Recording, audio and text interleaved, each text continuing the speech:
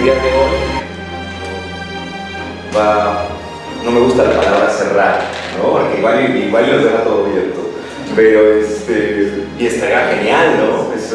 Bueno, mi apuesta sería eso, relanzar para ver qué más podemos hacer acá en otro tipo de espacios o en este mismo formato y otros seminarios.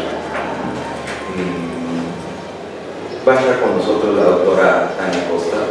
Ella tiene un doctorado en investigación psicoanalítica por la Asociación Psicoanalítica Mexicana.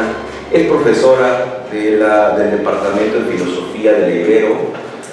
Tiene múltiples presentaciones, desde el psiquiátrico infantil hasta las universidades conocidas de por haber, ¿no? UNAM últimamente, acá UAM, por supuesto en la Ibero, donde hace junto con Fer un trabajo constante de abrir espacios, en Casa Francia, etc. Me da mucho gusto presentarla, me da mucho gusto que podamos trabajar acá juntos, podamos haber lanzado el seminario y bueno, hoy darle un cierre, lo voy a poner entre comillas, ¿no? Porque tal vez esto sea el principio también de otro tipo de seminarios que podamos ir provocando aquí en la UAM, ¿no? Justo con esta modalidad tal vez diferente, no lo sabemos, esperen, ¿vale? Sin más, muchísimas gracias a la doctora Tania, gracias también a ustedes y bueno, vamos a darle empiezo al final. Muchas gracias. Pues buenas tardes a todos, gracias por estar acá, ¿no? Un gusto el estar compartiendo justo un espacio de trabajo en relación a unas referencias que digamos que insisten, ¿no?, en estar demandando otro tipo de alcances y demás, ¿no? O sea, la práctica del psicoanálisis es compleja, y también sus modos de realización, ¿no? Entonces, el trabajo que yo he estado realizando en esta ocasión tiene que ver con el resto. Titulé a la presentación Un resto insiste, justo ubicando parte de lo que hemos estado desarrollando en relación a las lecturas del cuento, de las cuales hemos sido testigos, ¿no? Que son varias, desde campos disciplinarios otros, que van a empezar a sumar varias cuestiones relevantes, como por ejemplo la importancia de la relación entre el drama y la narración, que sería una primera entrada que yo voy a señalar para el desarrollo que iré planteando, ¿no? Esa relación entre el drama y la narración tiene que sostenerse para que se pueda dar o se presente una puesta en escena, ¿sí? Y esa puesta en escena va a implicar justo en el seminario de la Carta Robada de Lacan un análisis en dos momentos. Y de modo interesante, como lo hemos venido viendo y escuchando, el segundo momento, la segunda escena, también sufre un tipo de pliegue o de despliegue, ¿sí? Y ese pliegue tiene que ver con una temporalidad, ¿sí?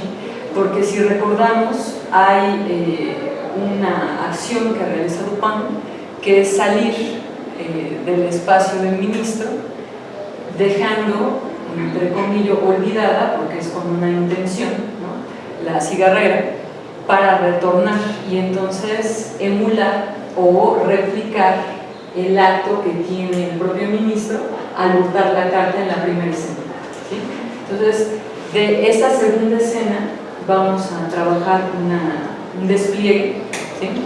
Y en ese despliegue ya mencionaré cómo es que se vincula con el tiempo lógico y cómo es que en el cuento, a partir justo del seminario que trabaja Lacan, es visible la diferencia con el tiempo cronológico, ¿sí? Que eso para la clínica es fundamental. Pensemos, por ejemplo, solo por mencionar algo, que un evento acaecido hace 20 años, 5 años, 1 año, puede manifestarse en su retorno con la potencia de la actualidad, ¿no? Entonces, el tiempo cronológico desvía la atención de lo que está operando en tanto un tiempo lógico, ¿no? Entonces, esa es la referencia inicial con la que voy a empezar a trabajar el resto, y que en el desarrollo de Lacan va a empezar a prefigurar el objeto A. Por supuesto que se está mencionando y escribiendo ya lo real, ¿no?, con la lógica de los redondeles que él va a proponer para pensar al sujeto, ¿sí?, de lo real, lo simbólico y lo imaginario. Entonces, este resto es muy importante porque nos permitiría plantear unos acercamientos a lo que después va a empezar a perfilar otro tipo de clínica psicoanalítica, ¿sí?, sobre lo real. Entonces, de acuerdo a eso, el drama, que he mencionado cuáles son sus articulaciones, es susceptible de adquirir diferentes niveles de interpretación, que eso es justamente parte de lo que hemos venido escuchando, ¿no?, diferentes planos de lectura y, por supuesto, de producción de significaciones, ¿no? Esto es, y en términos de literatura, es importante, digamos, otra vez mencionarlo, a partir de la gran maestría técnica del escritor, en este caso de Edgar Allan Poe, ¿no? O sea, que permite justo empezar a mostrar cuáles son las estructuras que se están jugando en la relación de la historia. Entonces, las operaciones que se van a estar exponiendo entre los significantes van a estar refiriendo a los cambios de posición entre el ver, un ver tachado, ¿no?, entre el saber, un saber tachado, y también sobre la verdad, ¿no?, y una verdad tachada. Ahora, ¿por qué no el no ver? Porque no se trata del ejercicio literal de una ceguera, sino que hay algo en la posición de los personajes que impide que puedan tener justo una lectura de lo que está ocurriendo. Entonces la tachadura implicaría que está ahí la función, pero que no se pone a operar, ¿sí? Entonces esas funciones son las que van a empezar a mostrarse o a destacarse, ¿sí?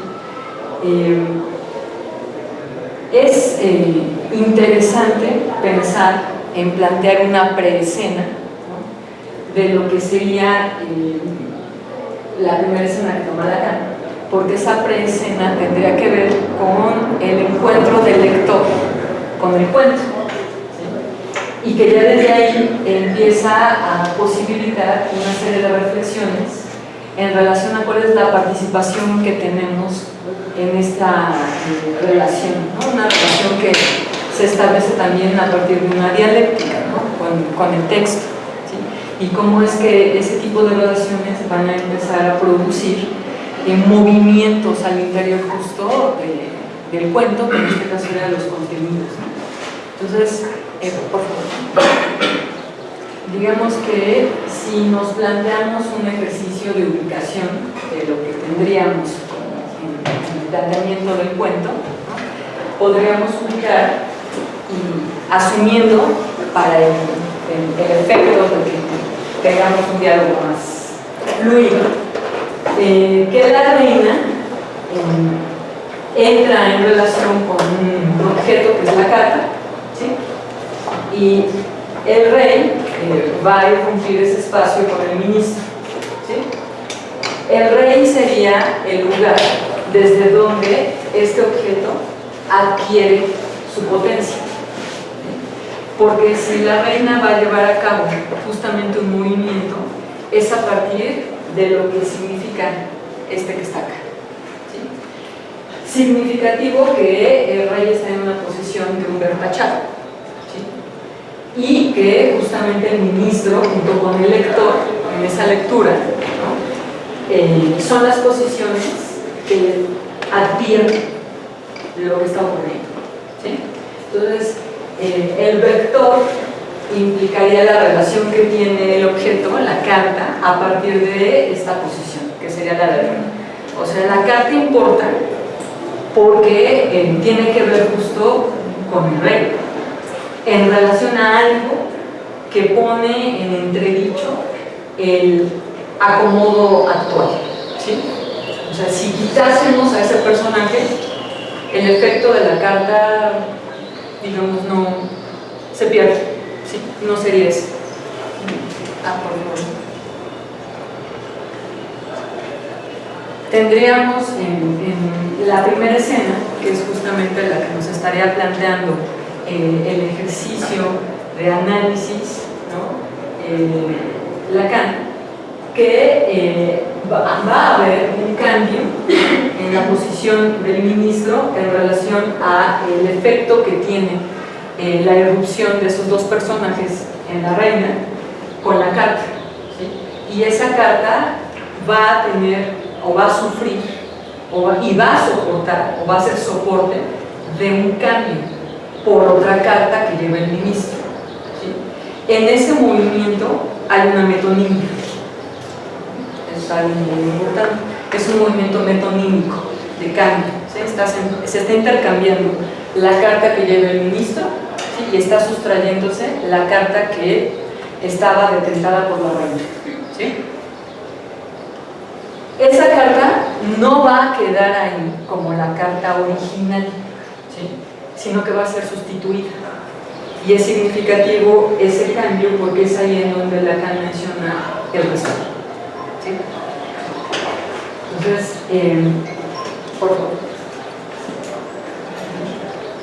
Tendríamos la relación, ¿no? El vector que plantea que el ministro entra en relación con el efecto que tiene en la escena, en la erupción de esos dos personajes con la reina, y la carta está determinando justo un cierto tipo de lugar desde el cual la reina va a responder, ¿sí? O sea, esta parte es interesante, pensando una de las intervenciones que hubo en la sesión anterior en cuanto a cómo se puede pensar el significante en relación al cuerpo. O sea, cuál es el efecto que tiene el significante en relación al cuerpo, por otro del escrito de Lacan que va a tener que ver con el tiempo, con el acerco del tiempo lógico, ¿no? Hay una reacción en la reina, el ministro no tiene el saber del contenido de la carta, pero sí advierte esa reacción en cuanto al gesto de la reina de tratar de que eso pase desapercibido, ¿no? O que sea insignificante, ¿no? O sea, restarle la significación que tiene. Ahí. Por favor. Y tendríamos que a partir justo de este movimiento metonímico de sustitución, ¿sí? Quedaría otra carta, que no es la carta original, ¿sí? Y entraría una relación distinta de la reina demandando de ese objeto al ministro, ¿sí? Por supuesto, esta posición continúa en un ver tachado, ¿no? Y se establece una relación directa entre la carta y el ministro. Ahora,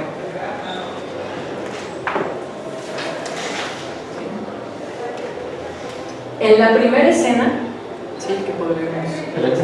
Sí. Es el ministro el que ve la escena completa. La reina reacciona de modo que denuncia que detentar la carta implica algo que compromete. ¿Qué compromete? Su posición.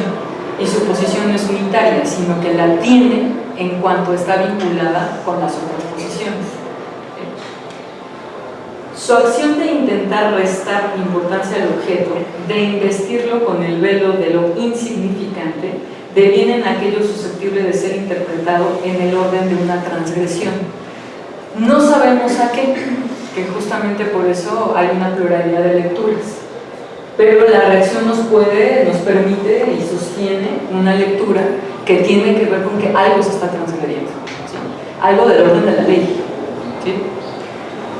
El ministro advierte ese movimiento y entonces la estrategia tiene que ver con esta operación metódica.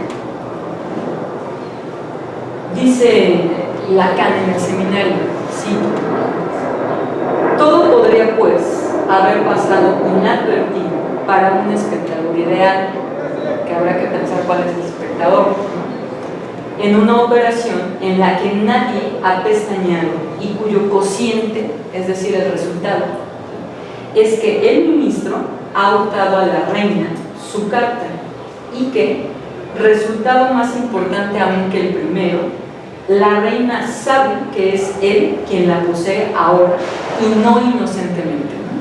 Entonces, no inocentemente advierte de una cierta intención del uso que el ministro puede darle a ese objeto. Un resto que ningún analista descuidará, adiestrado como está a retener todo lo que hay de significante sin que por ello sepa siempre en qué utilizar.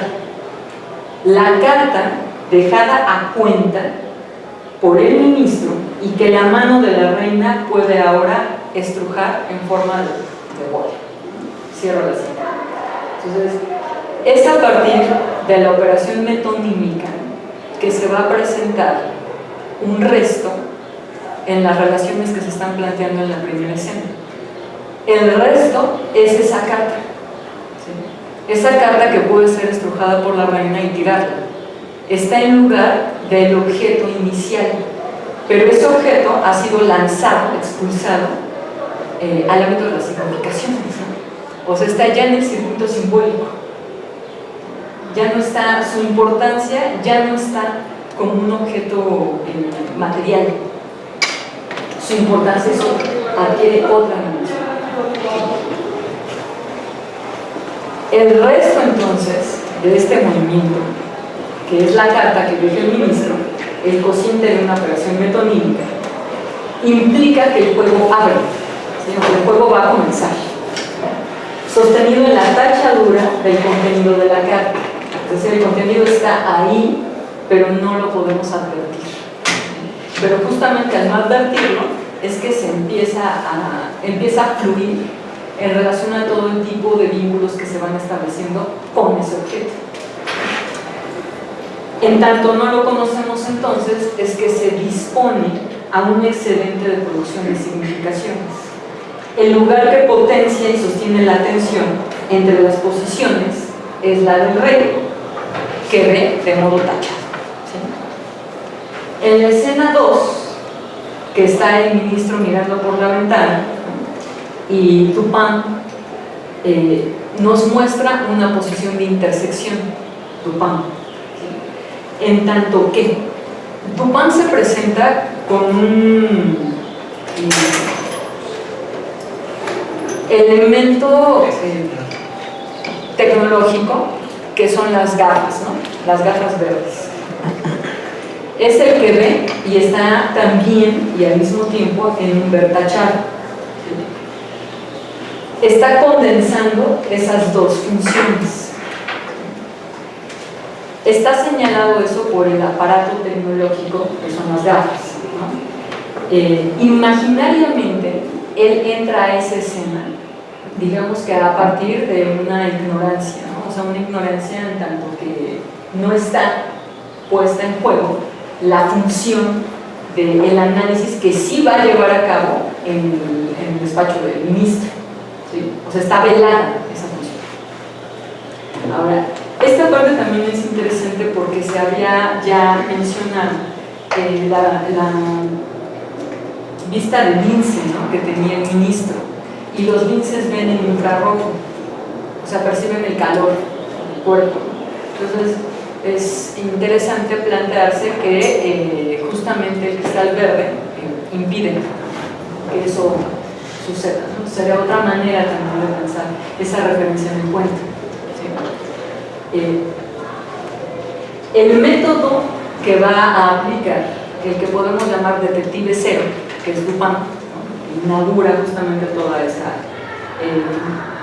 linaje, integra varias referencias. O sea, ya tiene él un entrenamiento sofisticado, ¿no? Son técnicas de análisis. Tiene también una relación previa con el ministro, que eso ya lo vamos a conocer en relación a cierta intención que tiene,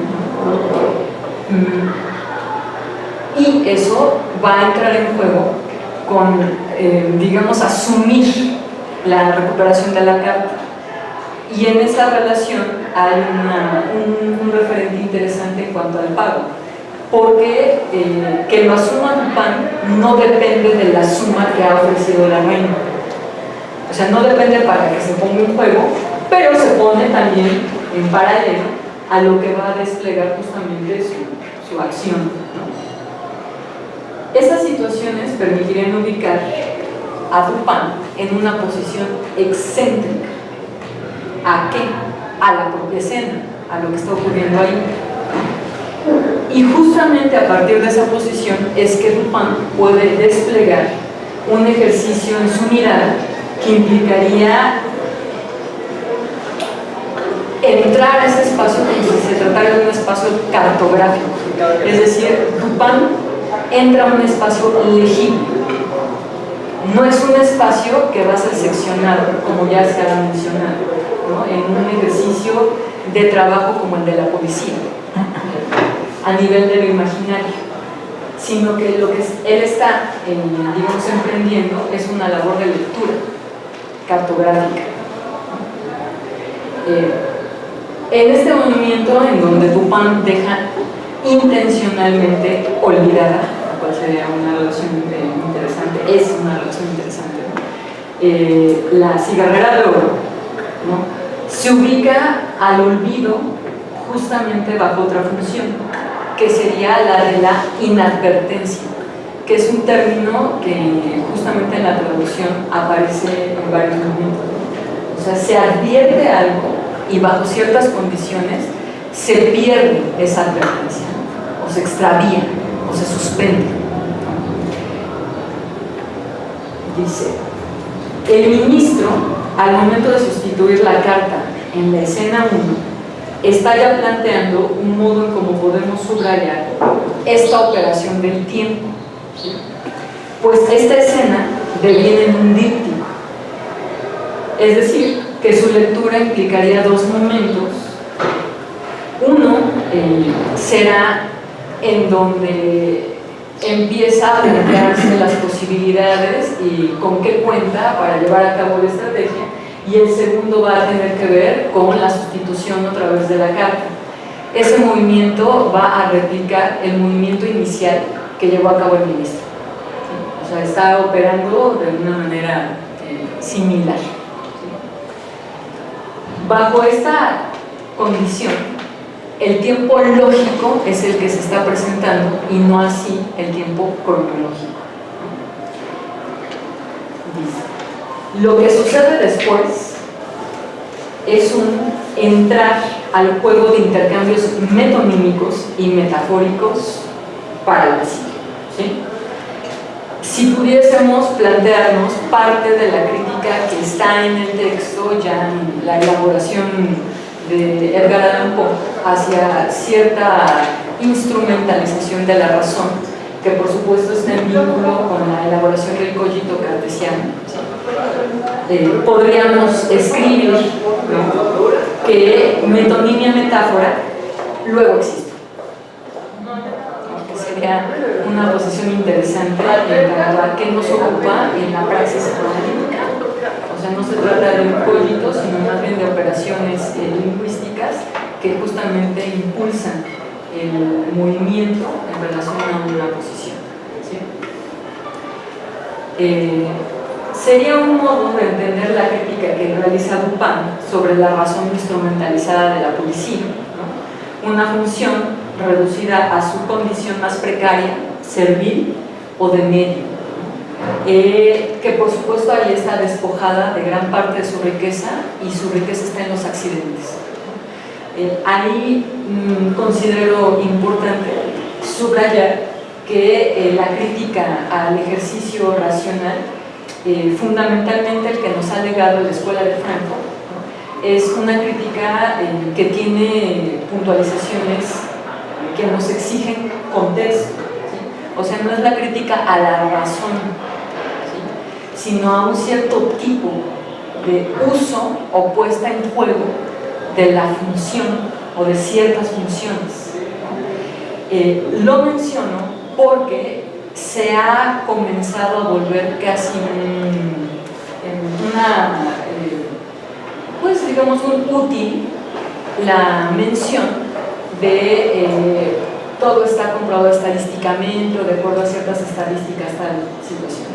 Ese, digamos, sería un piso muy precario del discurso de la ciencia, muy precario, porque hay referencias varias en donde es importante no olvidar y recordar en ese sentido que, por ejemplo, Einstein tiene escritos sobre el humanismo, y en esos escritos hay una preocupación en cuanto al uso que se le va a dar a ese conocimiento, a la generación de cierto tipo de conocimiento.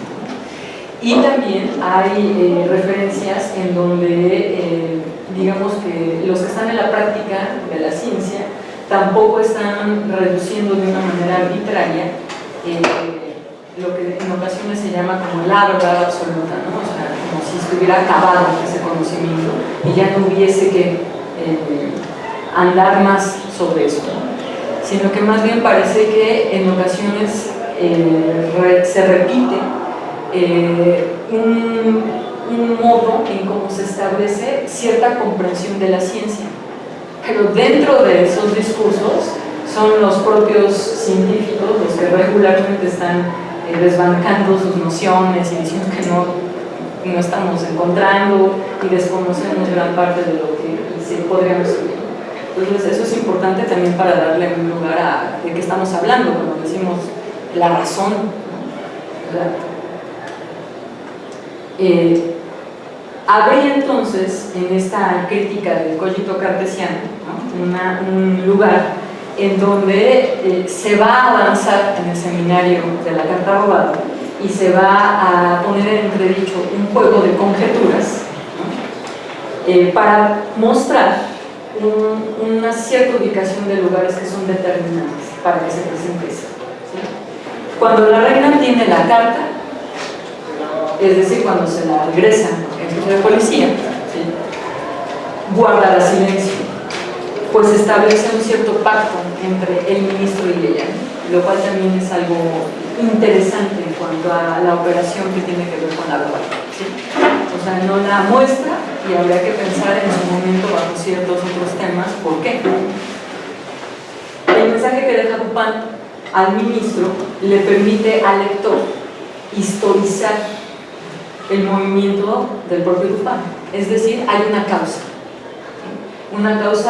de la cual estábamos mencionando, avanza en cierto paralelo, con cierto vector, el tema del pago, pero no es el movimiento que establece justamente la entrada del pago, sino otro, ¿no? Lo cual es significativo porque tendría, por ejemplo, un espacio interesante para hablar del pago en psicoanálisis, ¿no? O sea, no es el pago, sino más bien cuál es la función que tiene el pago dentro del dispositivo, y que tendría que ver también con un movimiento del deseo en cuanto al personaje, ¿sí? Aquí a mí me interesa retornar en cuanto a estas dos escenas a una problemática que tiene que ver con la igualdad estructural en ambas, subrayando la distancia que hay con la identidad. Las escenas son imaginariamente diferentes y estructuralmente iguales, ¿sí? Que por supuesto esto es lo que permite la repetición,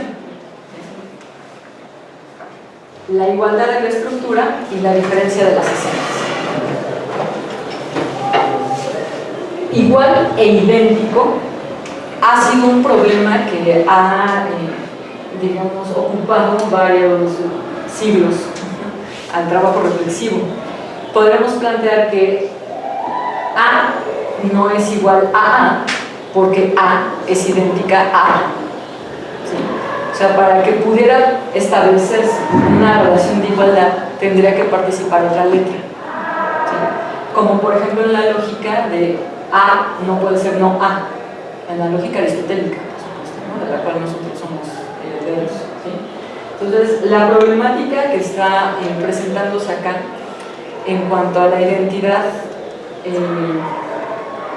la igualdad y la diferencia, entraña lo que va a ocuparle a Lacan en cuanto a la relación con el síntoma, porque se habla de una repetición, pero es una repetición que si nosotros nos quedásemos atrapados en cuanto a la imagen pasaría inadvertida, sino que lo que se está repitiendo es justamente a nivel de estructura, y en este caso de estructura lingüística. Entonces, esas relaciones permitirían subrayar el lugar que tiene el rasgo unario en toda esta problemática, ¿no? Y que implicará que la repetición lleve a lo que Lacan elaborara como le nom du père, ¿no? El nombre del padre, y que eso va a implicar una relación con un cierto tipo de significado muy específico, ¿sí? Que acá estaría señalado por la posición que permite que se sostenga todo el intercambio que estamos advirtiendo, ¿no? O sea, la del rey, ¿sí? O sea, esa sería la posición del significado. Ahora, esta cuestión del rasgo unario también tiene una larguísima problemática en el pensamiento occidental, los conservadores, pero no solo. El signo 1 puede ser estudiado a partir de dos rasgos, ¿sí? Un rasgo es que es unificante, o sea, el 1 unifica, ¿sí? O sea, tiene una acción de aunar, unir. Si pensamos, por ejemplo, en una taza, ¿no? Y rompemos la taza y tratamos de reconstruir la taza a partir de los fragmentos, lo que está mostrándose es ese rasgo, ¿sí? O sea, de unificarla. Ahora, ese rasgo, ¿sí?, implicaría que ese objeto está como uno distinguido de una multiplicidad. O sea, eso implica la posibilidad de distinguirlo de los otros. Esa posibilidad nos permitiría pensar en el sentido de las diferencias. Es decir, recordemos, por ejemplo, que las tendencias de las identificaciones están en hacerse uno con el otro. O sea, el proceso de la identificación tiene que ver con hacernos uno con ese otro, ¿sí? Ahora, en este sentido, a aunarnos con ese otro, ¿sí? Ese rasgo del uno, ¿no? Eso es hasta que son sancionadas las identificaciones, ¿sí?, por las diferencias, que justo esto es lo que permite que el uno se reconozca como diferente a el otro, ¿sí?, se reconozca como uno frente al otro. Mientras eso no ocurra, no, o sea, estamos en la indistinción, ¿sí? La identificación primaria implicaría esa indistinción. Eso es un modo en cómo podemos plantearnos esa diferencia entre la identificación primaria y la identificación secundaria. O sea, la identificación primaria estaría en el campo de lo imaginario, la secundaria en el campo de lo simbólico. Ese es un rasgo del uno, ¿no?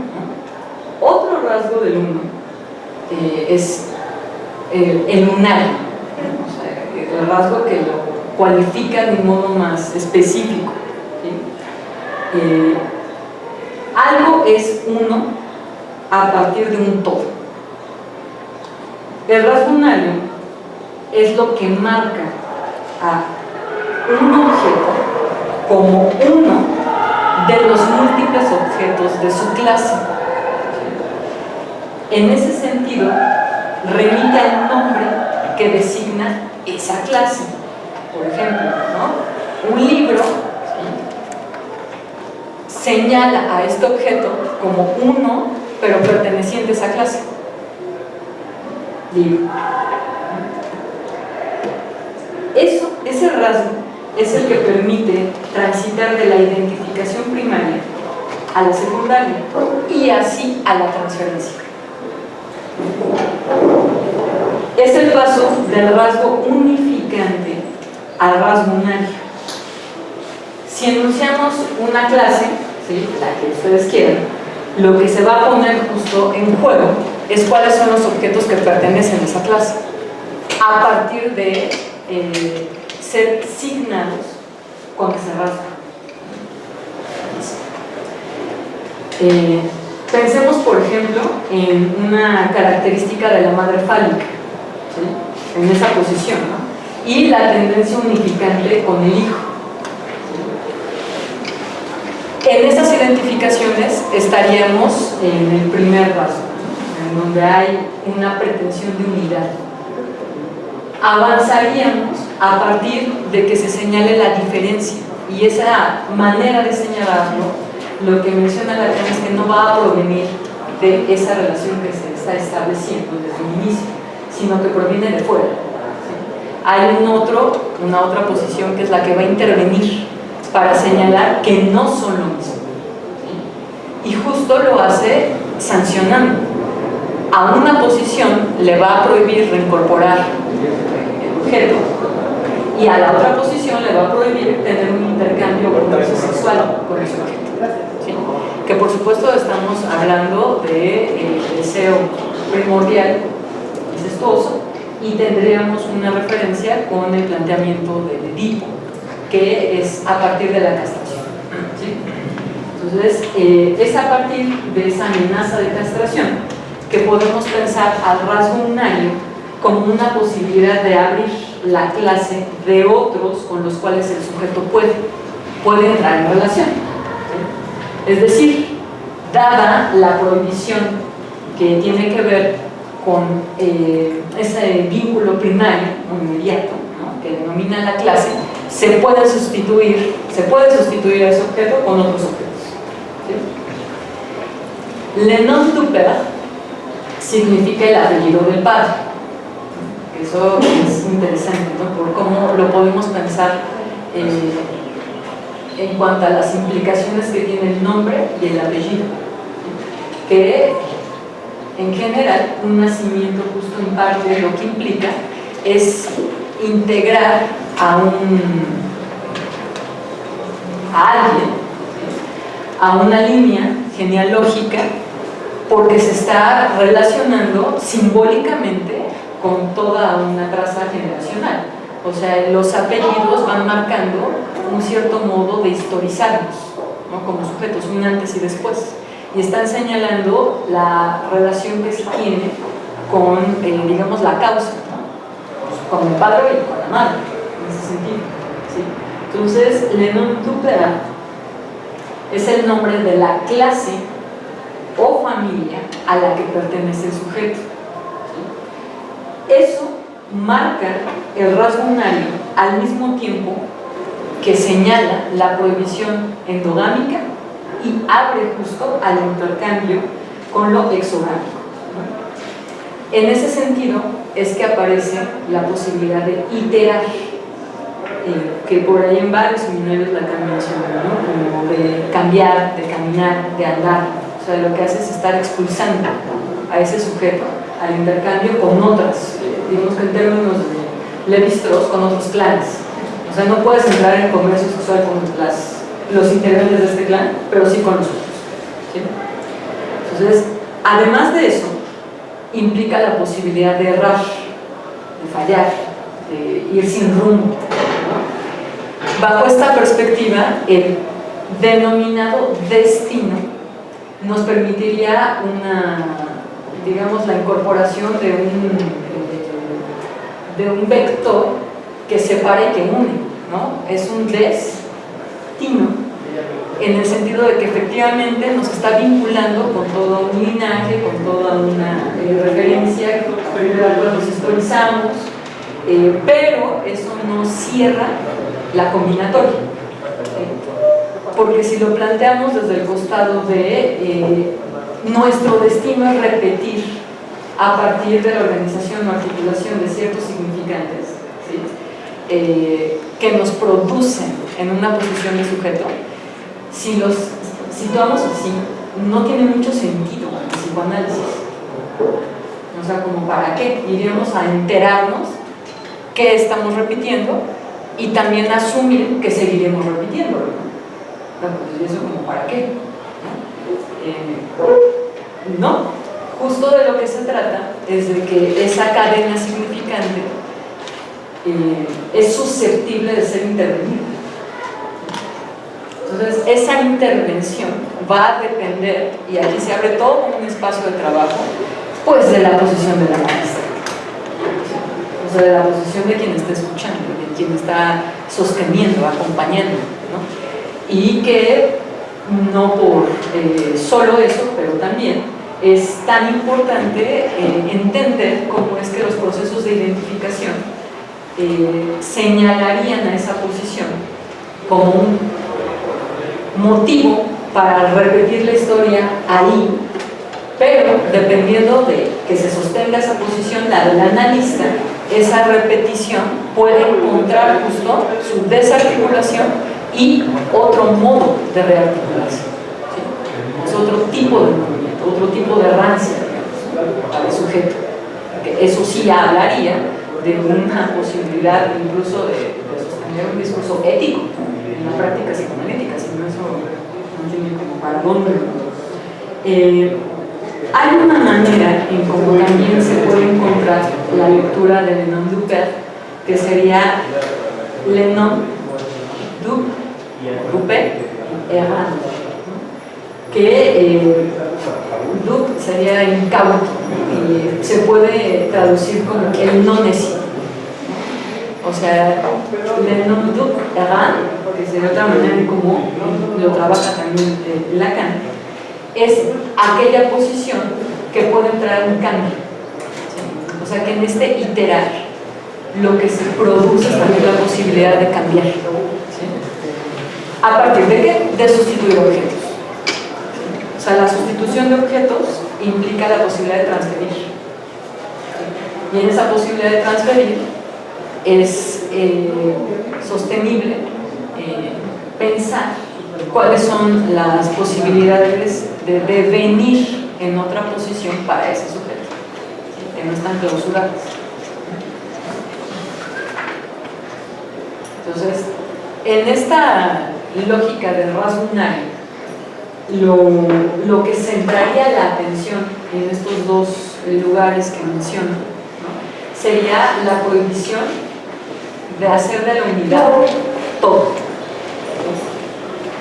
O sea, de que esa unidad no se ubique como una totalidad. Y si eso es así, estaríamos, digamos, abriendo la posibilidad de pensar en una lógica, por ejemplo, de la psicosis, ¿no? Este significante que va a tener la función que menciono con lo del rasgo unario, pues es el fallo. Entonces, esa posición es la que, y a partir de la cual se empieza a articular la posibilidad de intercambiar. Por eso es que el rey señala desde una condición muy ilustrativa, en el sentido de la ilustración, o sea, muestra cuál es la importancia que tiene, a pesar de que no esté él participando de lo que se está poniendo en juego ahí. O sea, su ver está tachado, eso no importa. Lo que importa es que él esté ahí, que él ocupe esa posición, que sería justo lo que va a empezar a desarrollar después y a estar trabajando Lacan en cuanto a el nombre del padre, ¿sí? O sea, el nombre del padre no va a depender del progenitor, no va a depender del papá biológico, sino de una función que puede ser puesta en juego por una mamá soltera, por ejemplo, ¿no? Por la tía que los papás se murieron, se lo dejaron a la abuelita, o quedó incluso por el Estado. O sea, estos bebés que aparecen en la calle, ¿no? Y que son tomados por el Estado, es importante pensar en cuáles son las operaciones simbólicas que se empiezan a realizar. Una de ellas es nombrarlos, ¿sí? Y bueno, hay otras, ¿no? Justo al nombrarlos están participándose de un cierto tipo de ingreso al tejido simbólico. Entonces, esta dimensión que está mostrando el cuento sí hemos venido siguiendo la trascendencia que tiene para un Jacques Lacan que está pensando en cuáles son las operaciones lingüísticas fundamentales, vía por supuesto la relación que ha planteado con Freud desde la interpretación de los sueños, con la condensación y la metonimia, y que acá se muestra con la condensación del desplazamiento, y que acá con Lacan se van a mostrar como metonimia y metáfora, ¿sí? Entonces, este modo en cómo Lacan está advirtiendo el modo de devenir en una posición sujeto, ¿sí? Ya está articulando lo que después vamos a conocer como pues, un cierto tipo de álgebra lacaniana, ¿no? O sea, los matemas, ¿sí? El S, el S tachado, el otro como A, ¿no? Otro con mayúscula, la lógica de los vectores. O sea, un modo en como Lacan está planteando la posibilidad de establecer una reflexión y una discusión, formalizando los elementos que están emergiendo en la clínica, ¿sí? Lo cual, por supuesto, que ustedes advierten desde un primer momento la complejidad que eso va teniendo, ¿no? ¿Sí? Entonces, el resto en la escena es aquello que queda como efecto de las operaciones metonímicas y metafóricas que empujan los intercambios en las posiciones. Ese es el resto. Y estas reaccionan por la presencia de un significante a partir del cual están articulados. El significante en ese caso, en la escena, pues es el reto, ¿sí? Para nosotros sería el fa. En lo que Lacan está elaborando justo como el non tuper. Lo advertimos porque en tanto queda fuera, pensemos en la segunda escena, que ya mencioné, en tanto queda fuera del circuito, esa carta señala la falta de objeto, del objeto inicial, de la carta primera, ¿no? Ese resto, o sea, la carta, la operación metonímica que llevó a cabo el ministro, el objeto con el que sustituye a la primera, ¿sí? No es la carta, sino un reducto, ¿sí? Algo que queda cuando la otra ingresa al intercambio simbólico, ¿sí? O sea, si pensamos en la lógica que se está elaborando aquí y un poquito nos acercamos a lo que va a tardar, pero ya está en vías de, ¿no? Del objeto A, o sea, la primera carta, al tachar su contenido, ingresa a la posibilidad de un intercambio simbólico que moviliza a los participantes, ¿sí? En tanto no es lo que están buscando, porque ni siquiera saben cuál es el contenido de la carta. O sea, si supiéramos cuál es el contenido de la carta, ese culto se detiene, porque justamente tendría una dirección, ¿sí? Entonces, lo que observamos como esta mención, ¿no? Como muy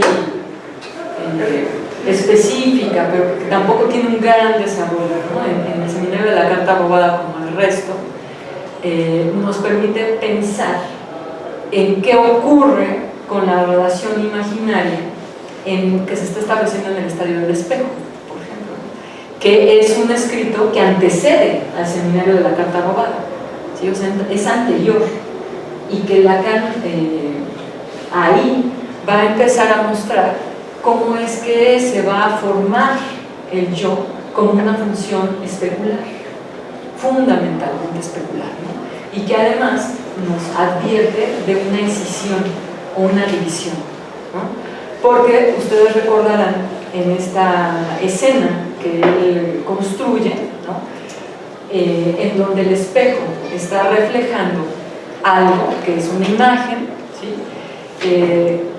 Le llama la atención la reacción, ¿no? De ese petit enfant, dice, ¿no? Lacan, que es de júbilo, ¿no? De cierto vínculo con esa imagen, ¿no? Interactúa con esa imagen, cosa que no ocurre con otras especies, ¿no? El chimpancé parece como si se cansara rápido, ¿no? De eso que está allá, no lo advierte de la misma manera, ¿no? Y esta interacción, ahí es en donde empieza justamente a trabajar Lacan, Se pareciera que tiene que ver con algo que reconoce que no es, ¿no? O sea, cuando nos miramos al espejo, eso no somos. Esa es una imagen de nosotros. De entrada, porque no estamos allá. Estamos aquí. El espejo está enfrente y nosotros estamos siendo reflejados en una superficie que además invierte la imagen. Que eso es interesante, ¿no? ¿Sí? Además de eso, algo es lo que está ocurriendo aquí, que tiene que ver con una lógica del cuerpo, ¿sí? Que no está siendo visible allá. ¿Sí? O sea, algo del campo de la experiencia, del campo del acontecimiento interno, opera en esta posición que es intraducible al régimen especular. O sea, es muy interesante porque el modo en cómo se ha trasladado una crítica sobre el ejercicio de la imagen, por ejemplo en la publicidad, ¿no? Tendría que ver con la precariedad de un discurso, pero su funcionamiento también, su alto funcionamiento, ¿no? De siéntete libre, usa y ahí está la marca, ¿no? Entonces, el proceso en cómo las identificaciones operan tendrá que ver con un cierto nivel de lectura en donde se puede anudar que utilizando esa marca se va a obtener ese efecto, ¿sí? O sea, sentirse bien, como lo que implica eso, ¿no? Sano, fuerte, no sé, ¿no? Claro, o sea, por supuesto que es efectivo, porque de ahí venimos, o sea, no estamos inaugurando nada. El asunto es cómo ir más allá de esa suerte de identificación para llevarlo a un campo simbólico en donde podamos justamente comenzar a operar a partir de una diferencia, ¿sí? O sea, no por utilizar ese producto el efecto que se va a obtener va a ser tal cosa, ¿no? O sea, que está en otro lugar. Entonces, esta relación, ¿no?, compleja que se establece con los procesos, ¿no?, de identificación en el estadio del espejo, habría ya un material muy rico para entrarle a cómo estamos generando un cierto tipo de vínculo con algo que queda como resto y que no puede trasladarse, no pasa al ámbito de lo simbólico en ese proceso que plantea Lacan en el estadio del espejo, ¿sí? O sea, es algo que se resiste al proceso de simbolización, pero que va a estar insistiendo y que no por no alcanzar la simbolización en términos amplios no puede ser susceptible de ser abordada por ella. Es decir, en la clínica psicoanalítica no se va a llevar ese resto en su totalidad a un simbólico, pero sí se puede ampliar el registro de lo simbólico frente a ese resto, ¿sí? O sea, es decir, sufrimos un accidente, ¿no? Y en esta cuestión hay una manera en cómo narramos ese hecho, experiencia, ¿sí? Y hay algo en donde nos detenemos y, por ejemplo, viene el llanto, ¿no?, o comenzamos a temblar, pues que no hay palabra que pueda alcanzar a plantearse como un vínculo con esa experiencia, ¿sí? Si solo se quedara de ese modo, pues bueno, podríamos seguir repitiendo y repitiendo y repitiendo lo que pasó, lo que estamos justamente transformando también en el evento, en la situación. No vamos a mover nada, ¿no? El punto no es ese, el punto es que sí hay un avance desde el orden de lo simbólico, de la palabra, sobre eso, que ofrece resistencia a la simbolización. Porque si no, entonces ¿de qué hablamos cuando planteamos una clínica de lo real? No tendrá sentido, ¿no? Entonces, está muy cercano, por supuesto, con sus correspondientes relaciones a lo del ombligo del sueño de Freud. Claro, habrá una parte que se resista a la simbolización, pero eso no implica que no le entremos, bueno, en ese momento como que estaba pensando, es decir, lo digo como él, porque el trabajo desde la lectura de Lacan sobre los sueños es otro, ¿no? Entonces, en Freud, entrar a ese trabajo sobre el sueño implicaría avanzar justamente el registro de los simbólicos sobre eso que se resiste a la simbolización. ¿Sí? Entonces, la travesía en este sentido del resto, en la obra de Lacan, para no variar, es compleja y extensa. Ya saben, uno entra a esto y así le seguimos, ¿no? Un montón de referencias. Podríamos, por ejemplo, pensar en algo que él menciona, como lo real no puede inscribirse sino como un impasse de la formalización. O solo podemos alcanzar fragmentos de lo real. Este planteamiento de lo real en el ámbito de la reflexión, y pienso fundamentalmente en Occidente, también ofrece un largo camino, ¿sí? Muy probablemente el pensador que más lo trabajó por el antecedente que ya tenía fue Kant, ¿sí? En Crítica de la razón pura. El trabajo que recibe Kant es de un ejercicio reflexivo, como del obrero de la idea, ¿no? Que tiene que ver con el filósofo de la modernidad, que es Descartes o Descartes, ¿sí? O sea, un pensador en donde el mundo medieval estaba siendo perforado por un discurso de la ciencia que estaba ofreciendo mostrar digamos, como resultados y también evidencias, ¿no? En donde del otro lado no había más que actos de fe, ¿sí? O sea, el sol, movimientos desde esta cuestión geocéntrica al heliocentrismo, ¿no? O sea, que hay con la enfermedad a microscopio, no es por generación espontánea, algo está pasando, y tiene que ver con bacterias, desde el mundo micro hasta el macro, ¿no? Microcosmos y macrocosmos. Descartes va a tener muchas implicaciones importantísimas. Para Lacan es un filósofo con el cual va a discutir ampliamente. Es un filósofo muy complejo, un filósofo que efectivamente realiza una operación de la cual todavía seguimos con los estragos, ¿no? De la división de mente-cuerpo o soma-psique, muy ruda, en el sentido de que los efectos que tenemos implican en gran medida la división de las disciplinas, ¿no? O sea, esta separación, entre comillas, justificada bajo criterios científicos, para que la medicina no necesariamente tenga que advertir operaciones lingüísticas, por ejemplo, y que a veces se suela desplazar a un lugar marginal, a una lógica de discursos del cuerpo en otro tipo de escucha, ¿sí? O sea, uno y otro campo tendrían cosas que implicarse. Entonces, Descartes va a tener todo, como decía, con otro filósofo que es contemporáneo y que para Lacan va a ser una manera, le va a ofrecer su discurso un modo de entrarle a una elaboración crítica al sujeto, y que es Spinoza, Baruch Spinoza. Por ejemplo, en el seminario 6 del Deseo y su interpretación, pues entra en escena de una manera poderosa el discurso de Spinoza.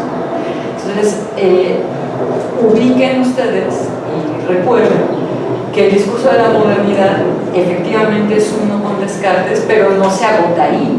O sea, es una omisión esperada en ciertos espacios que no se incluya a Spinoza para una discusión más amplia, ¿no? Que es un pensador que no hace esa división, por ejemplo, entre cuerpo y mente, trabaja bajo otras condiciones, ¿sí? Descartes avanzará, le dejará un camino muy interesante a Hegel, ¿no? A muchos otros, pero estoy hablando de los principales en cuanto a esa línea genealógica, ¿no? De la modernidad. Y Hegel va a entrar acá con una serie de operaciones que van a permitir pensar la dialéctica en cuanto a la producción de un saber, ¿no? De un sujeto de supuesto saber. ¿Cómo? Fundamentalmente, pero no solo, con el parágrafo del amo y el siervo, que así es como lo está titulado en la fenomenología del espíritu, y que se retomará como el del amo y el esclavo, ¿no? En la lectura que hace Cogeo, y que es la que tiene Lacan. Entonces, esa lectura implicará un modo de pensar la experiencia de cómo devenimos sujetos, ¿no? Entonces es una experiencia que por supuesto colocaría a ese gran otro en el álgebra lacaniana, ¿no? Como el lugar de producción, ¿no? Digamos como causa de lo que será justamente el sujeto, ¿no? Hegel va a tener una aportación enorme, ¿no? Que por supuesto va a recibir también Kant, ¿no? Uno, porque son muchísimos, ¿no?, de los problemas que le ocupan a Kant, es el problema de qué es la cosa en sí, que es un problema de orden metafísico que tenemos unos 2700 años de estar trabajando y que no hemos respondido, que no vamos a responder muy probablemente bajo ciertas condiciones, ¿no? Es una problemática que le ocupó mucho al orden de la metafísica, ¿no? Kant va a entrar a la problemática haciendo una separación que va a ser cardinal para lo que la Kant va a pensar también, ¿no? Desde el orden de lo real, ¿no? Porque se va a separar de este movimiento, pero se va a separar con la problemática de lo que hereda Freud del propio Kant. Entonces, ahí hay en la Kant todo un trabajo enorme, ¿no? Cómo elaborarlo sin que estemos replicando la problemática que ya había, en la que ya había caído Freud, ¿no? ¿Qué hace Kant? Kant, bueno, hace muchas cosas, ¿no? Pero va a mencionar, ¿no?, que un asunto de la cosa en sí va a ser el nómeno, y otro asunto es el fenómeno. O sea, hay algo que tiene que ver con lo que compete en cuanto a componentes fundamentales de lo que algo es, y a esos no tenemos acceso, ¿sí? Pero sí tenemos acceso a otro orden, que es el orden del fenómeno, de lo que aparece a mis sentidos, ¿sí?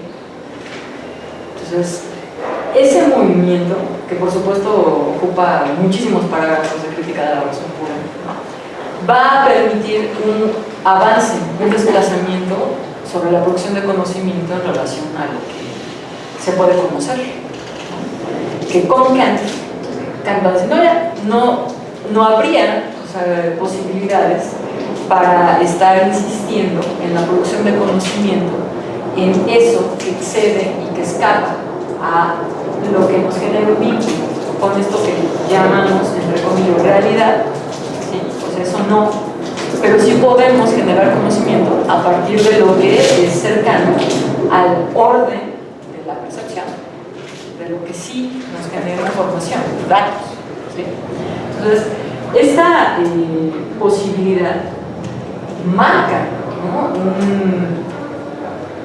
un modo de entender el ejercicio de la búsqueda por la verdad en la modernidad, ¿no? O sea, con Kant habría un modo de pensarla a partir de la pregunta sobre qué somos capaces de conocer, ¿sí? Y que tiene que ver, por supuesto, con la pregunta de qué somos, ¿no?, que tampoco la hemos resuelto, ¿sí?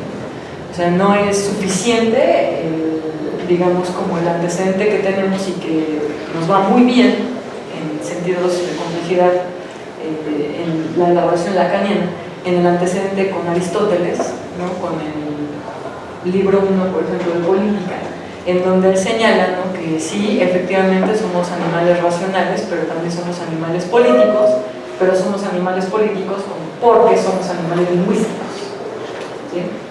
Entonces, no es suficiente porque ya hemos advertido, no solo, pero también, y desde el campo que nos compete, que desde la clínica se puede sostener una posición que no esté anudada con claridad en relación al lenguaje, ¿no? Entonces, habrá que ver de qué estamos hablando, ¿no? Entonces, la idea de algo real, en ese sentido, ¿sí?, pensándolo como fenómeno, implicaría un límite en la formalización, que eso, ahí sí, podemos decir, hay un vínculo, ¿no?, con la postura kantiana, ¿no? Inalcanzable por lo imaginario, ¿no? Y en ese sentido, el real en psicoanálisis nos lleva a lo que establece Freud en uno de los grandes textos, ¿no? O sea, todo texto es importante con estos grandes pensadores, ¿no? Pero hay algunos que son, digamos, de una síntesis brutal, ¿no? Como más allá del principio del placer, ¿no? En donde justamente parte de lo que ocurre es que Freud se topa con algo que insiste, ¿no? Y que tiene que ver con la repetición y que plantea una problemática a la advertencia de un cierto orden que rebasa la lógica, ¿no? Es decir, el organismo comienza a presentar un cierto modo de repetir que es bio-ilógico. O sea, cuando pensamos que habría un esquema, ¿no?, en la necesidad, y en esa necesidad el planteamiento, ¿no?, del organismo, o sea, el organismo tiene necesidades, nosotros, ¿no?, comer, dormir, esas necesidades, ¿no? Y lo que se pensaría en una noción biológica sería, se busca la satisfacción ¿de qué? De esas necesidades. ¿Cómo se busca la satisfacción? Pues con un objeto que satisfaga, ¿no? ¿Qué se pretende? Retornar a un equilibrio, a una homeostasis, ¿no? Que estará en parte en el proyecto, es el funcionamiento de la célula, ¿sí? El punto es que en clínica se empiezan a mostrar situaciones en donde, en lugar de pretender retornar al equilibrio, lo que aparece es que se insiste por alejarse de ese equilibrio, ¿sí? Entonces, tenemos un gis sobre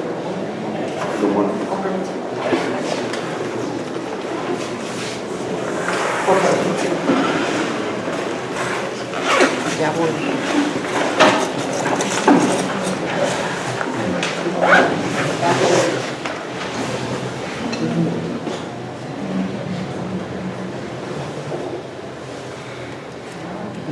Un planteamiento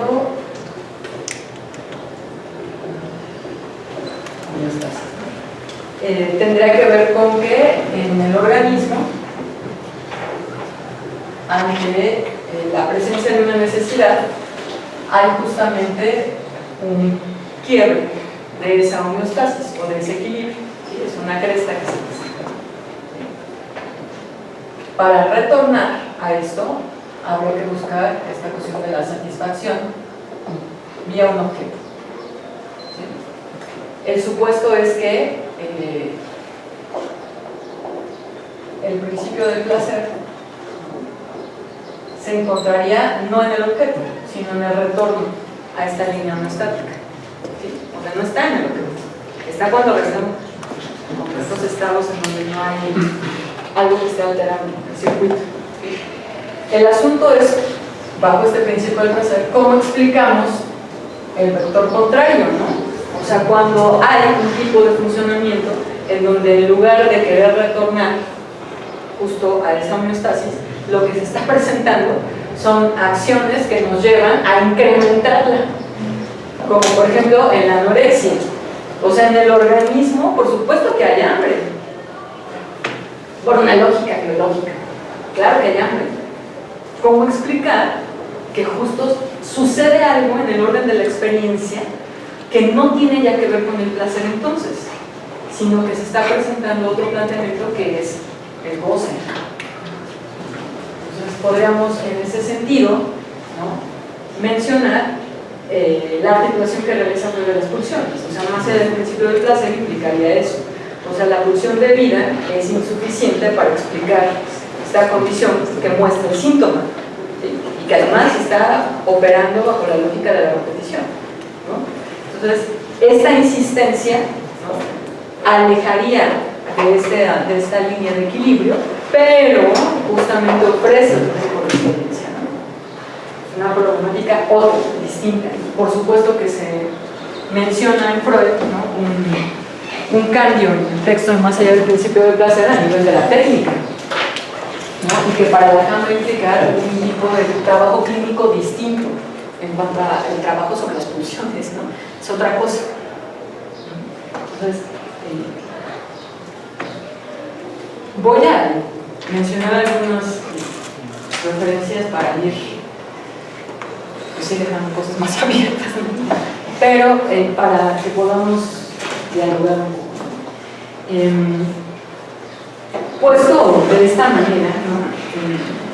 Este resto que aparece en el seminario de la Carta Robada, ¿no? Es, digamos, un antecedente que va a empezar a figurar al objeto A, lo real, y que ya tiene, en lo que Lacan está elaborando, todo un planteamiento sobre las operaciones del lenguaje que permiten pensar el campo del síntoma vía la repetición, con coordenadas de entrada técnica distintas, ¿sí?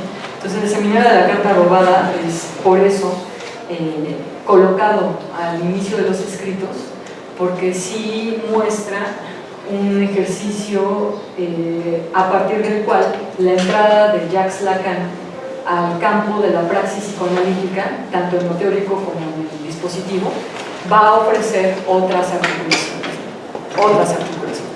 Y ahí, pues digamos, sí hay experiencias que se transforman en relación a los referentes que tenemos, ¿no? O sea, un asunto es el síntoma desde la definición de Freud, bajo ciertos escritos, otro asunto es el síntoma si lo pensamos. Entonces hay que, considero que es importante tener cierto cuidado para empezar a comprender, digamos, como los avances y ir entendiendo las elaboraciones, ¿no? Porque si no, de repente esto parece como una cosa que se puede estar mezclando por todos lados, se vuelve como ilegible, o sea, no entiende nada. Entonces, bueno, yo dejo hasta ahí para que ya veamos. Bueno, pues muchísimas gracias a la doctora.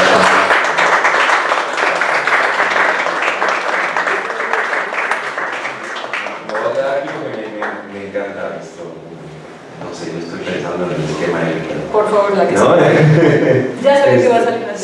Sí, algo iba. Iba por ahí. Seguro sale, nada más que quise esperar a ver, ¿de qué? Bueno, ya. Nada, sigue la última. Sí, claro. ¿No?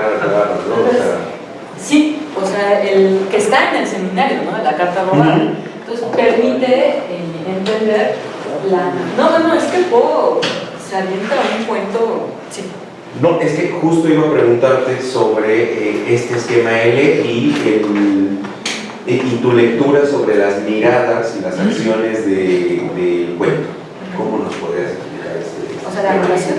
Ajá. Sí. Bueno, el esquema L tiene que ver con un momento en el trabajo de Jacques Lacan en donde hay una pregunta por cómo deviene la función del yo.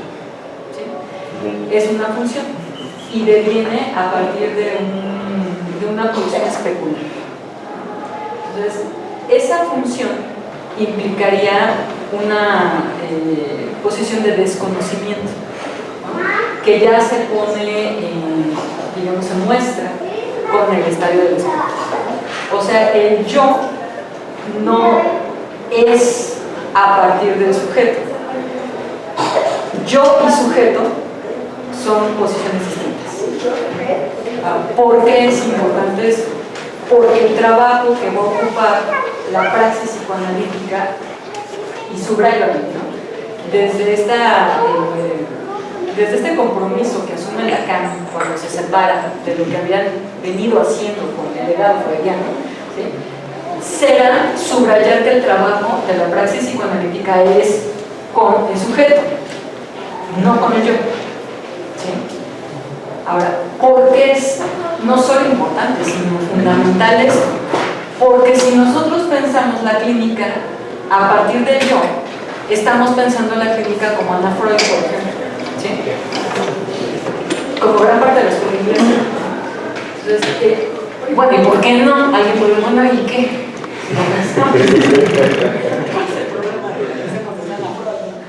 Pues varios problemas. O sea, uno de los problemas es que el yo es efecto de un cruce de relaciones a partir del vínculo que se establece con una posición fundamental desde la cual nos estructuramos.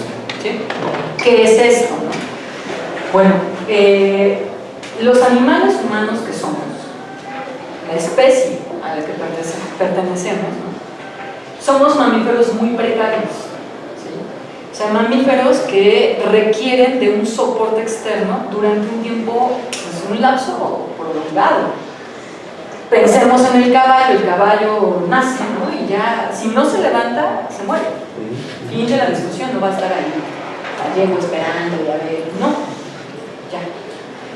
Nosotros no. O sea, si el bebé neonato lo dejamos ahí, va a morir, ¿sí? Inevitablemente. O sea, no es una cuestión de su sistema nervioso central, no, va a morir, ¿no? Entonces, esa precariedad genera, pero no es un fundamento único, ¿sí? Genera que la relación que se establece con un otro que nos cuida sea no solo fundamental en el sentido de que de eso depende nuestra vida, literal, o sea, si no morimos, sino que en ese vínculo se va a empezar a desplegar una serie de experiencias que van a proporcionarnos un modo en cómo vamos a vivir esa existencia con un otro, o a partir de ese otro, y a partir de eso, ¿sí? O y. ¿Qué significa esto, no? Que ese lugar va a sostener nuestra existencia y al mismo tiempo va a producirla en otro orden, ¿sí? O sea, nosotros seremos alimentados, cobijados, etc., pero al mismo tiempo seremos fantaseados, imaginados, ¿sí? Proyectados, colocados fuera de nosotros, ¿no? Y fuera de quien lo está haciendo, son proyectar. Esa relación implica un efecto de desconocimiento, o sea, la mamá no sabe qué es eso, o sea, reconoce eso como su bebé, y si no lo reconoce, habrá efectos también, ¿no? Como We Need to Talk About Kevin, ¿no? La película, tenemos que hablar de Kevin, ¿sí? Esa, o sea, en donde ella, por ejemplo, las otras mamás están perdiendo sus panzas, ¿no? Todo más, menos, y ella no integra eso, ¿no? O sea, no hay, parece que no hay un bebé. Y claro, es diferente el nacimiento de Kevin al de la hermana, y será diferente el modo en cómo va a responder Kevin a la hermana, ¿no? Entonces, esta relación va a empezar a generarse a partir de reconocimiento de algo que sí está ahí, pero al mismo tiempo que va a estar interpretado. Es decir, si han escuchado a las mamás, ¿no? Que dicen, ¿no? Ah, está llorando porque tiene frío, o ah, está llorando porque tiene hambre, ¿no? Claro que no saben, nos está llorando, ¿no? Pero claro que se necesita de eso, que igual en una de esas le acierta, y sí, efectivamente, tenía frío, tenía hambre, ¿no? Pero no lo puedes saber, o sea, lo que está ahí es bueno, ya acá, una bola de carne, en donde están fluyendo pulsiones, ¿no? Desordenadas. Con Melanie Klein habría, digamos que un principio sería articular eso. Como cuerpo, no más como carne, como cuerpo, y para eso hay que construir un cuerpo, ¿no? Entonces, esta relación, ¿sí? Va a mostrar cómo ese otro se va acomodando como fundamental. O sea, es fundamento y es fundante. ¿De qué? De una suerte de algo a partir de lo cual podríamos reconocernos, ¿sí? Pero también no, o desconocernos, ¿no? O sea, ese otro nos va a ofrecer, digamos que una lectura de lo que aparentemente somos, en esa apariencia, ¿no? Pero hay otra cosa que está ocurriendo a nivel de la experiencia, de lo que está del otro lado, ¿sí? Es que yo sé lo que tú quieres, podría decir, ¿no? Uno escucha a veces en clínica, algo así, es que mi mamá me dijo, yo sé lo que tú quieres, ¿no? O sé lo que necesitas. A ver, ¿cómo? Entonces, ¿cómo se llega a eso? Claro, con una cadena de significantes en donde ese otro se ha colocado en una posición fundamental, y es a partir de lo cual entramos a procesos de identificación Y esa imagen que nos está devolviendo ese espejo vía interpretaciones de ese gran otro es aquella que en un momento nos propuso un sostén, ¿no? O sea, una manera en cómo reconocer lo que somos, ¿sí? Ahora, reconocer lo que somos no implica reconocer, digamos, la condición de experiencia con eso que somos. O sea, es distinto. O sea, reconocer lo que alguien espera de nosotros es algo, y un asunto diferente es reconocer si nosotros estamos esperando eso de nosotros. Pero para poder llegar a ese lugar hay que transitar por otros. No es posible preguntarnos qué somos si no hay noción de ser, ¿no? Pregúntale por qué estoy aquí, o para qué es esto, cuál es la finalidad, etc. Entonces, esta manera en cómo se está pensando a ese otro va a implicar la mención de sujeto-yo, ¿no? O sea, el sujeto es del orden del inconsciente, el yo es una función especular. Entonces, el esquema L va a mostrar esas relaciones en el ámbito especular, ¿no? Y en ese sentido, en el cuento de Edgar Allan Poe, es justo un modo como se ilustra, y repito, ¿no? En el término de ilustración, o sea, del periodo de ilustración, o sea, lo que hace Poe con una maestría ejemplar es poner al descubierto, claro que no estoy diciendo que sea a partir del psicoanálisis, sino que la gran aportación a nivel lingüístico es que está ordenado con esas leyes, ¿no? Y que claro, si Lacan empieza a trabajar desde el algoritmo susuriano, que invierte, porque no deja significado significante, sino que invierte significante y significado, ¿no? Y luego, bueno, Jacobson y demás, encontrará en el cuento un modo a nivel de estructura en cómo visibilizar esas operaciones.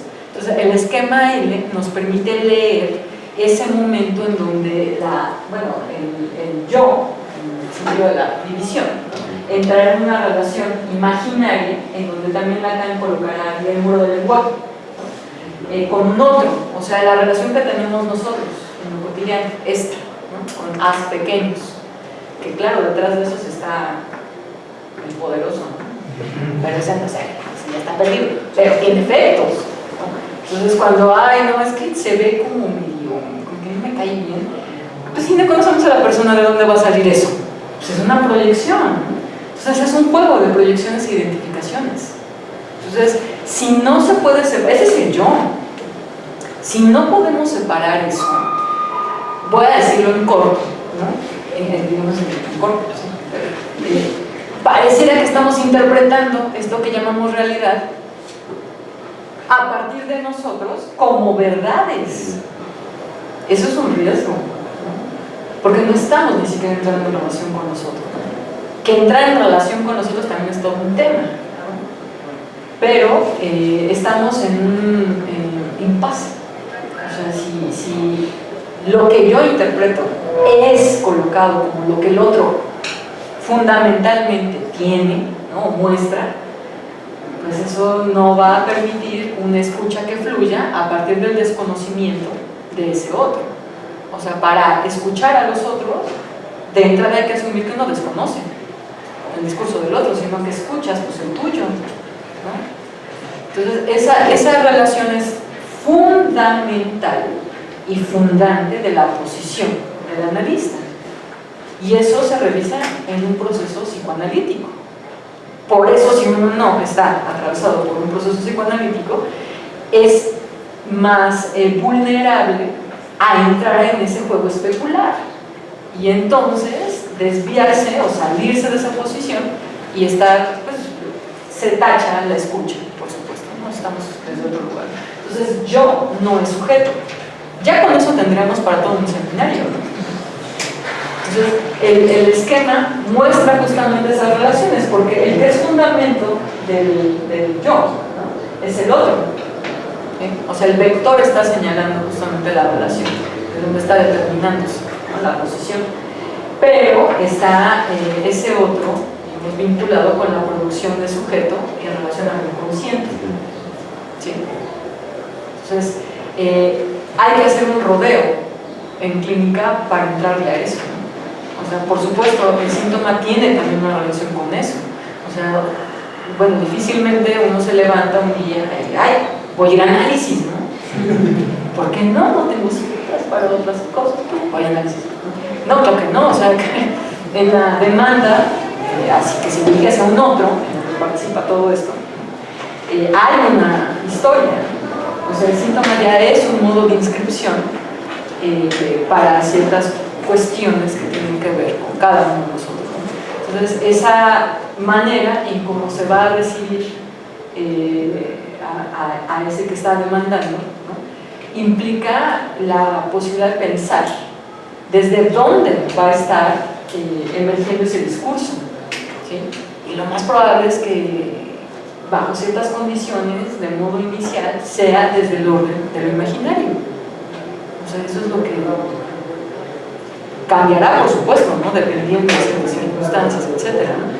Pero eso es significativo para entender que la demanda inicial no es la que se va a producir en el proceso psicoanalítico. O sea, en el proceso de escucha devendrá otro tipo de constitución de la demanda de análisis.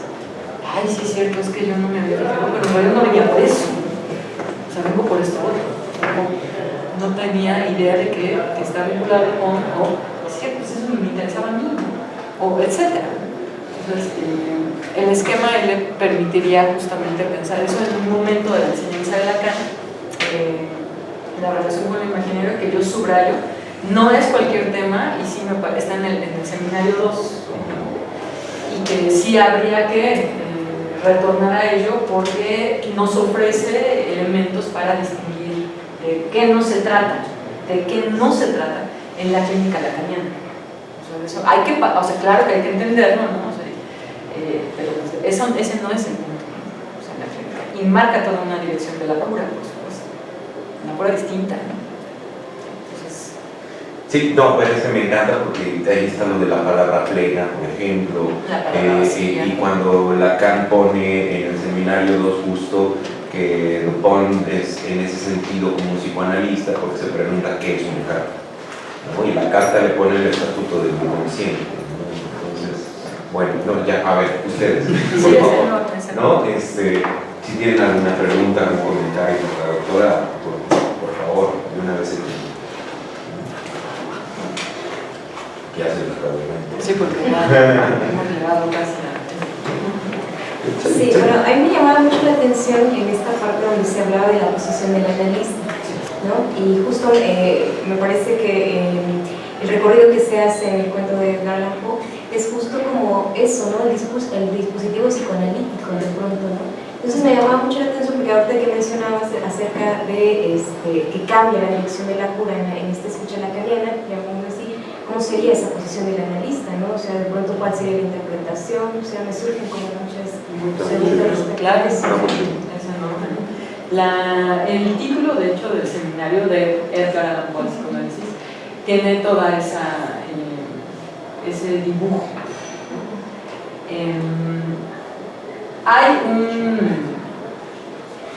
una serie de trabajos propiamente literarios de Edgar Allan Poe que nos ofrecen amplios temas para pensar en muchas cosas, pero también el psicoanálisis, ¿no? Dupont es un personaje muy complejo también y, digamos, como seductor, ¿no? ¿A qué me refiero? ¿No? A que en los cuentos que aparecen, que además no son complejos, ¿no?, pero sí complejos y profundos, ¿no?, permite ubicar una posición que se desmarca de cierta elaboración de conocimiento a partir de esquemas que efectivamente tienen una traza cartesiana, ¿no? Se pega de eso para mostrar otros modos de trabajo. Ese otro modo de trabajo tiene que ver con una experiencia amplia, que eso es algo muy interesante. O sea, Dupin es un personaje que conoce, que ha viajado, y al mismo tiempo que sabe escuchar, como cuando escucha al jefe de policía, ¿no? Ya buscamos todo. Y sus intervenciones son muy puntuales. O sea, no está interviniendo a partir de estar pensando la estrategia en el espacio, ¿no? O sea, en el lugar como ministro. No, ya había justamente el planteamiento anterior y va a ponerlo en operación ahí, bajo ciertas condiciones. Es también un personaje que implica la posibilidad de plantear, digamos, cuál es la dirección que tiene su intervención. O sea, no es lineal, ¿no? O sea, no es la que dirigiría, por ejemplo, al jefe de policía. Es otra. Y sin embargo, implica también ciertas operaciones que se pueden compartir con el jefe de policía. Me refiero específicamente a lo del pago, por ejemplo. Pero no es la principal, o no queda como sola, ¿no? Hay en Edgar Allan Poe también una elaboración sobre el ejercicio de un cierto tipo de razón, que sí está más en la razón instrumentalizada, en muchos momentos de su obra, Hay también un modo en cómo está mostrando prácticamente desde el inicio la historia, ¿no? Y eso no es lo que nos atrapa como lectores, ¿no? O sea, está puesto en el escenario desde un inicio, pero el punto ahí es cómo es contado. ¿Sí? Es lo que decía Jaime. ¿Qué es lo que decía Jaime, por ejemplo? O sea, no es que nos sorprenda al final, ¿no? Muchísimas veces ya sabemos, ¿no? ¿Cuál es? ¿Qué nos atrapa de eso, no? O sea, en la praxis psicoanalítica, por ejemplo, es fundamental el modo en cómo uno narra, en cómo uno habla, en cómo uno cuenta, ¿no? En cómo nos vinculamos con esa suerte, ¿no? De los significantes, fundamental, ¿sí? Esas condiciones permitirían plantear, pues, por supuesto que el acierto que tuvo Lacan al elegir ese texto y pensar la posición del analista, ¿no? En el seminario hay otras menciones, por ejemplo a Borges, ¿sí? Que no está tomando a Coelho, por ejemplo. No, o sea, está tomando a trabajadores, literatos, con una aportación, me parece, a excepción de su posición de asociación, innegable. O sea, la aportación que tienen por lo menos ellos dos, pues es innegable en el campo de lo que nos ha estado ocupando. Entonces, es un Lacan que está pensando a partir justamente de la clínica, ¿no? O sea, pensemos también que es un Lacan que le va a hablar en todo su recorrido a analistas. O sea, Lacan no le va a interesar hablarle a quien de repente pasa por ahí, sí, cuando dice, sí, ¿qué es? Sí, ¿qué? No, se filtran, ¿no? Y también, o sea, está bien que se conozca y tal, bien en el sentido de adecuado, se amplía, se menciona, tal, ¿no? Una de esas nos atrapa casi siempre, ¿no? Y ya no nos soltamos de ahí, o nos sueltan, ¿no? En otra de esas tenemos más argumentos para criticar, ¿por qué no? Pero, entonces, se está dirigiendo desde un inicio a analistas. Y eso va a tener todo que ver con una serie de situaciones que ocurren en la trayectoria de él, como por ejemplo la expulsión que tiene con instituciones, con una muy específica, y qué es lo que va a ocurrir a partir de esa salida, ¿no? Y por qué se da, o sea, la crítica que tiene Lacan a un modo de llevar a cabo la praxis psicoanalítica que no está en lo que Freud estaba planteando, ¿no? O sea, ya el extremo de llegar a, mire, usted ponga su escritorio y se viste siempre de la misma manera, una puerta 50 minutos, una puerta para que entre el paciente, otra para que entre usted, no es analizar, es pasivo, etc. Entonces, Lacan está pensando, a partir de lo que está operando en la clínica, otra praxis, ¿no? Y por supuesto sin omitir desde dónde entra a lo que ya va a tener efecto en su elaboración teórica, que es en su tesis doctoral, en el caso de May, con la psicosis, que es significativo, ¿no? Freud y Lacan entran justo por una condición por las mujeres, uno por la neurosis y otro por la psicosis, ¿no?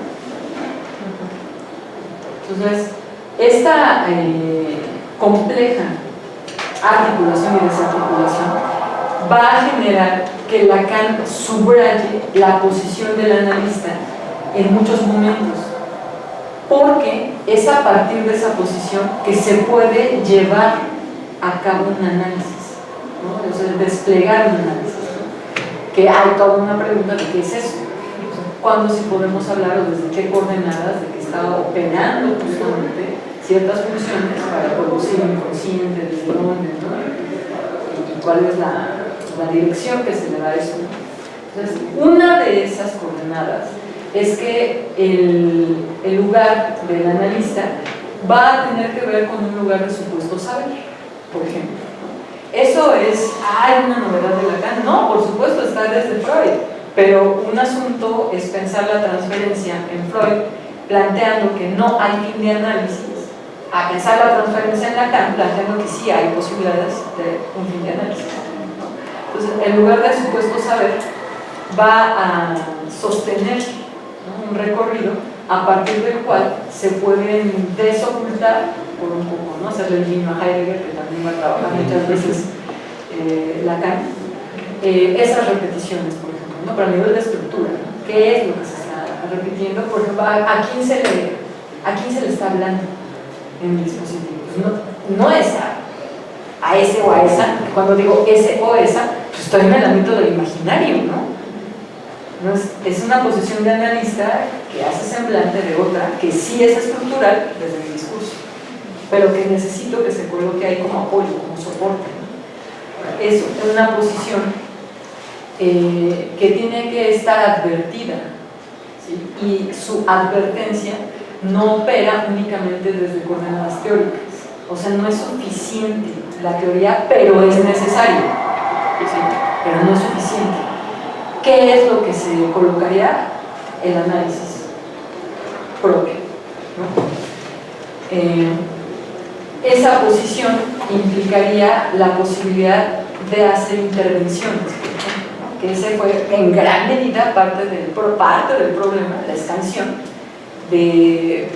con Lacan, ¿no? Y los 50 minutos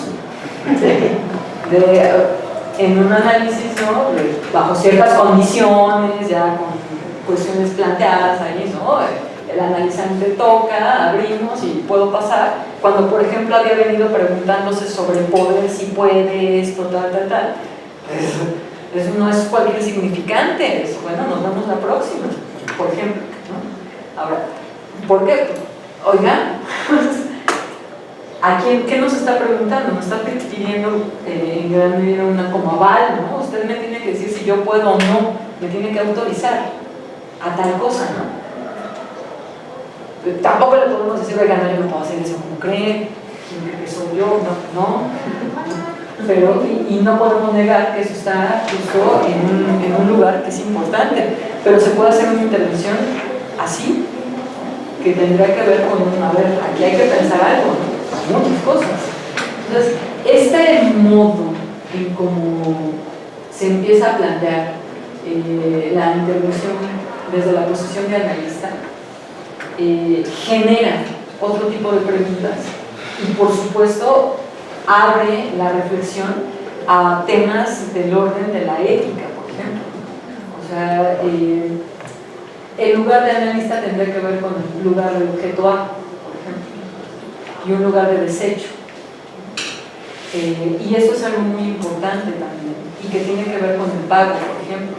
O sea, el pago es importante también, o sea, porque es enorme, pero también porque no vamos a generar una deuda con nosotros. O sea, es que yo le debo a usted, no, usted no le debe nada, ¿no? O sea, ya está pagado, mis honorarios son de tantos, están pagados, tal, y usted en el momento en el que eso llega a fin de mes dice, adiós, bye, ya.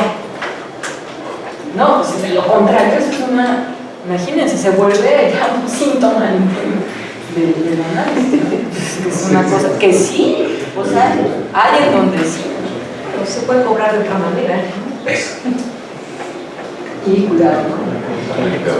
Sí, cuidado. Entonces, justamente eso, ¿no? O sea, el lugar del analista permitiría comenzar ya a plantear bajo estas formalizaciones otras preguntas, ¿no? Entonces, es muy amplio, pero no sé si un poco ubico, ¿no? Creo que me salieron más preguntas. Sí, no, pues sí. Eso esperaba, ¿no? ¿Alguien más quiere hacer una última pregunta? ¿Seguro? Yo en esta parte, bueno, no sé ni qué preguntar. Esta parte que mencionabas, al hacer el corte entre la madre y diferenciarla del pequeño retoño, ¿no? Que es tan difícil en la adolescencia. Ahí cómo se trabaja en el análisis. Sí, es un plan. Hace unas semanas asistimos al hospital psiquiátrico infantil, ¿no? En Navarro, porque se realizó un coloquio sobre la adolescencia y psicoanálisis. Hay varias referencias sobre el tema, ¿no? Que también, para no variar, son amplias, son complejas, cosas así, ¿no? Podría comenzar mencionando que sí es importante atender que el concepto de adolescencia en gran medida es Es que es un concepto nuevo, ¿no? pues sí, y deudor con esa novedad de la modernidad, ¿sí? Y en esa deuda lo que hace es tratar de ofrecer respuestas a una etapa de desarrollo, entre comillas, y ahí está el tufo de Erickson, durísimo, ¿no? A una etapa de desarrollo, Ana fue también, por supuesto, que nos, en ocasiones, vela partes de lo que sí es importante escuchar, o sea, es decir, el modo en cómo se cualifica y se describe al adolescente no es privativo del adolescente. Es que la rebeldía, es que la lucha con las figuras de autoridad, es que no asumir obligaciones, ¿no? Es que la noción de tiempo que, bueno, nos están describiendo a varios de nosotros. Yo voy a participar en qué bueno. Entonces, y tampoco implica que por tenerlas bajo otras condiciones de edad cronológica, algo esté atorado en el desarrollo, ¿no? Entonces, Peter Veloz tiene un texto que justo muestra cómo el concepto adolescente es un concepto que implica la invención del adolescente, ¿no? En el ámbito imaginario, como lo que ocurre con la infancia, ¿no?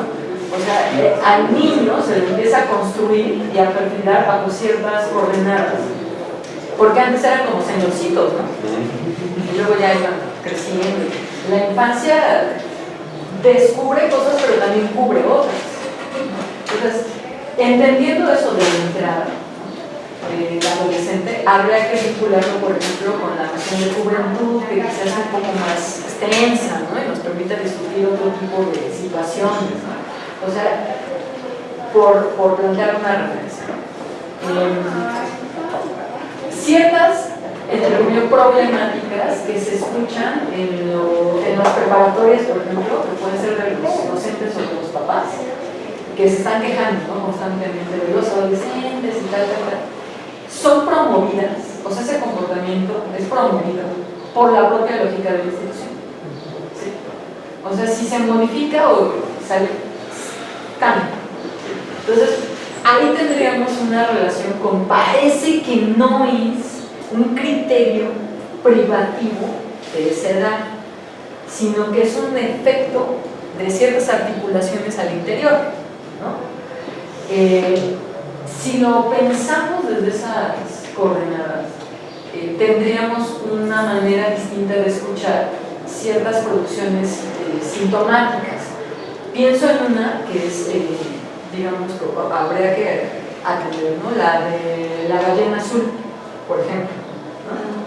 Entonces, el juego que aparece en internet, en donde hay, digo, tampoco todos, o sea, bajo ciertas condiciones, ingresan, no ven a la persona, pero están interactuando con alguien o algunos o algo, y el juego va planteando como retos, ¿no? Y que haya una evidencia de esos retos, de que primero haces esto, luego te cortas, mandas la foto, luego sube, luego no duermas, luego ves este video, 2 de la mañana, 3 de la mañana, hasta llegar a, y luego pues, el suicidio, ¿no? Luego te matas. Y opera, ¿no? El chavo que lo hizo, que además de ser ruso, es, bueno, era estudiante de psicología, por cierto. Que, o sea, no todos los que estudian psicología van a dar. No, volvemos al asunto de los géneros, ¿no? O sea, no todos los que ven son pop, ni a mi casa, pero es una anecdotilla y que hay de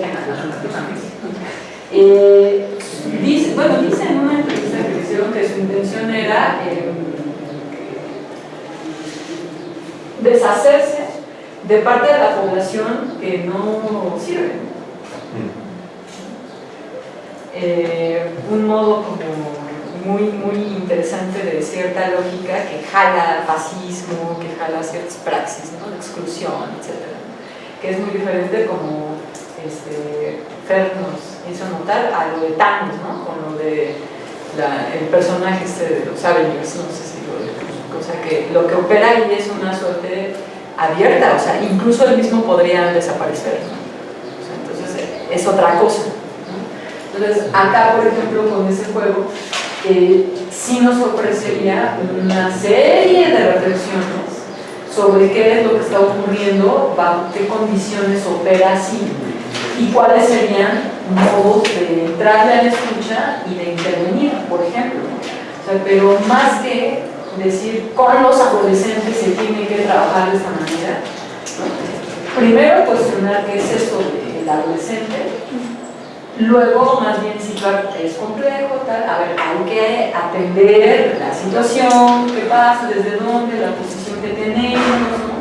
Si estamos trabajando en una escuela es distinto así, en el consultorio, o sea, y preguntarnos sobre situaciones de experiencia que pues sí están ocurriendo, ¿no? O sea, porque también ese es otro asunto con la enseñanza, me parece, de Lacan, ¿no? O sea, sí, los temas en Freud y en Lacan son muy interesantes temas, pero también nos compete pensar los nuestros, porque si no estamos haciendo. Entonces, no sé, evidentemente no es obligación, ¿no? Pero considero importante situar esas referencias.